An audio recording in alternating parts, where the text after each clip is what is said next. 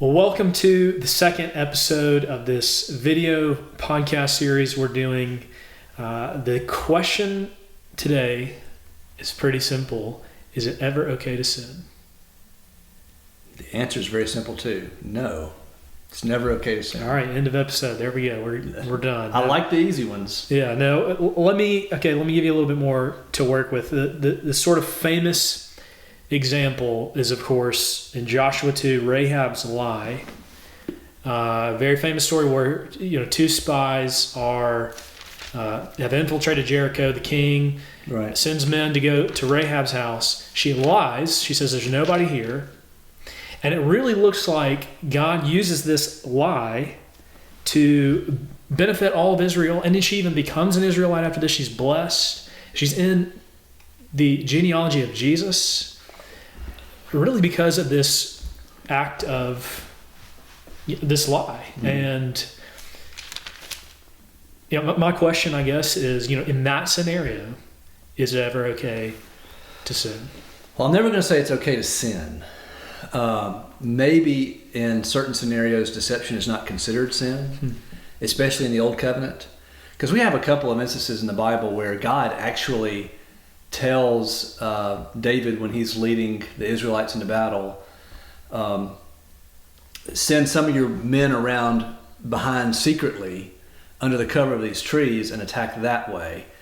And, David didn't feel obliged to send a messenger to the Philistines at 4 a.m. and say, hey guys, just so you know, I'm going to attack you from behind because God told me to, but I don't want there to be any deception. So maybe because this was an act of war, the people of Jericho and the people of Israel were at war at the time. Maybe that was not considered to be a sin in God's eyes. But I think the more important question is how you read your Bible here. The point of Rahab's story in the Bible is not to teach us whether or not it's okay to lie. The author of Joshua gives us no judgment of his own about whether or not it was proper. This was a part of redemptive history and how God brought his people to the promised land. That's the key point. So I think it's kind of straining at gnats if you're looking to Joshua 2 to figure out whether or not it's right to tell a lie. But I will say this, I think you're gonna go there about the Jews and the Nazis, right? Yeah, that's my question is, if you are in the 1940s and you've got, Jews in your house and you're asked, do you have Jews in your house? Is it okay in that scenario to lie? Well, I'm not going to say it's okay to sin. It's never okay to sin. But I have a hard time imagining how I would tell the truth in that situation. So what I would have to do is, just because of my weak faith perhaps, lie to the Nazis, say, that banging you hear downstairs, that's nobody, that's just a bunch of rats. It's not any Jews. And hopefully they'd go away. But I could not say, yeah, sure, you're looking for Jews, they're all downstairs. I could not do that.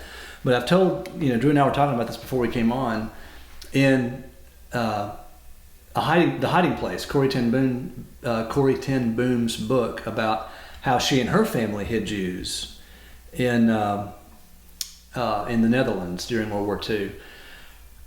Her sister had employed, I think this is right, I haven't gone back and reread the story, but her sister, Betsy, or it wasn't Betsy, it was another sister, had some Jewish servants in her house. And when the Nazis came to her house asking if she had any Jews in the house, she felt so strongly that she could not lie that she told the German officer, yes, this servant right here who just gave you some tea is in fact Jewish. And then something weird happened. I can't remember what happened. She broke out into laughter or something strange happened. And the German officer was so embarrassed, so confused that he just left. And Corrie in the book does not comment on that as I recall, but I just took it to mean her sister acted in faith as best she could. She did not want to sin against the Lord, and God in his great, great mercy provided and did not allow her truth-telling to hurt somebody else. I am not saying that's how it's got to be done. I'm not saying I would do that. I'm almost certain I wouldn't do that. But it just goes back to say, I'm never going to say it's okay to sin, but we're not going to be reconciled to God because of our refusal to Yeah, sin. and there's that's it's because of Jesus Christ's blood and righteousness. a tough, when we're talking about this, it's a tough situation, because when is that ever going to play out, right? I mean, Well, I hope it never plays out for us. it's probably never going to happen to us, that sort of situation. But what does happen to me very often, in fact, probably multiple times a day, I get this, pop up right before I'm signing up for, some sort of email service or whatever. Have you read the terms and conditions of this? And I click the box. Have you read and accepted? I've never read any of that. Clearly, I'm lying.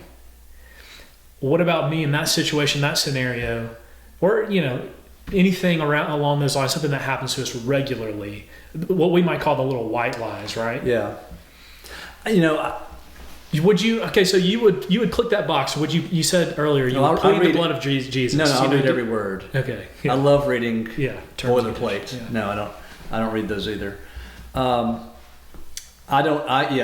click on the box because I'm just trying to get through there, and I don't read anything. And somebody who's not a part of this church anymore, but he pointed that out to me years and years ago, and I thought, oh my goodness, you're right. I'm just lying every time I click on that.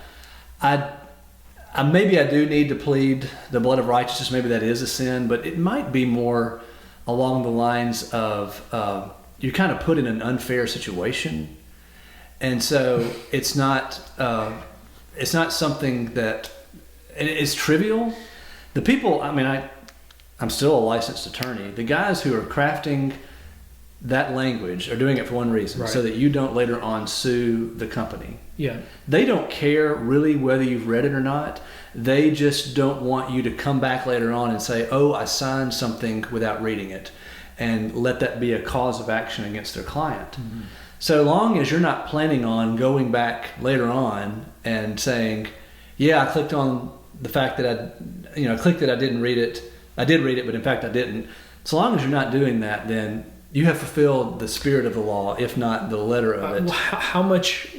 Where can we stop explaining things away? Because I could. Well, because that one has absolutely no meaning whatsoever. It's completely trivial, as opposed to a stop sign. Or a stop sign, or or violating the speed limit, or the 10 booms in the Netherlands in the 1940s. There was everything riding on that. Literally nobody on earth cares about that. It's kind of putting you in an awkward situation. It would slow your life down impossibly, as much as we're online, to try to obey that. So I just wouldn't want anybody to feel burdened by it. Maybe we do need to plead maybe that is sinful. I'm just not sure, because I know I'm fulfilling the absolute intent of that demand, if not the letter of it. Is it ever okay to sin? The answer is no. No. But there's a lot of discernment. But you got to figure out what sin is. Exactly. Yeah. Well, thanks. That's episode 2. Again, please send in some questions that you have that you want us to talk about, and we'll do our best to talk about them. Great. Thank y'all.